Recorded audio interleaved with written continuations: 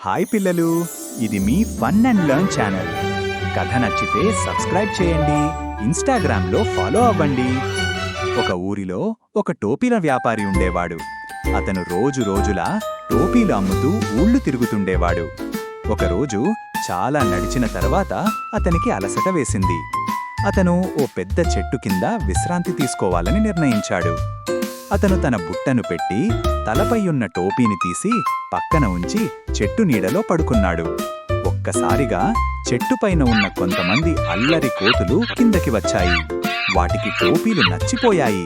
అవి వ్యాపారి బుట్టలో ఉన్న టోపీలని తీసుకెళ్లి తలపై పెట్టుకుని చెట్టు కొమ్మలపైకి ఎక్కిపోయాయి. అయ్యో, నా టోపీలన్నీ పోయాయే, ఇవి ఎలా తీసుకుందురా? అతను పైకి చూశాడు. అక్కడ కోతులు టోపీలు పెట్టుకుని ఆడుకుంటున్నాయి. అతను వాళ్లకు అరిచి కోపంగా చేతులు ఊపాడు. కాని అవి నవ్వుతూ అతన్ని చూస్తూ ఉన్నాయి. అప్పుడు వ్యాపారికి ఒక తెలివైన ఆలోచన వచ్చింది. అతను తన తలపై ఉన్న చివరి టోపీని తీసి బలంగా నేలపైకి విసిరేశాడు. కోతులు దాన్ని గమనించాయి. వాటికి వ్యాపారిని అనుకరించడం ఇష్టం కాబట్టి అవి కూడా తమ తలపై ఉన్న టోపీలను బలంగా కిందకి విసిరేశాయి. అన్ని టోపీలు నేలపై పడ్డాయి. వ్యాపారి ఆనందంగా నవ్వాడు.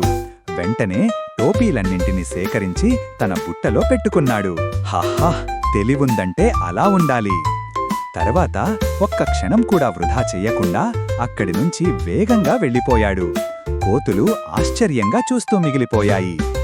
ఇలాంటి సరదా కథల కోసం ఫన్ అండ్ లెర్న్ కి సబ్స్క్రైబ్ చేయండి. ఇన్స్టాగ్రామ్లో ఫాలో చేయడం మర్చిపోకండి.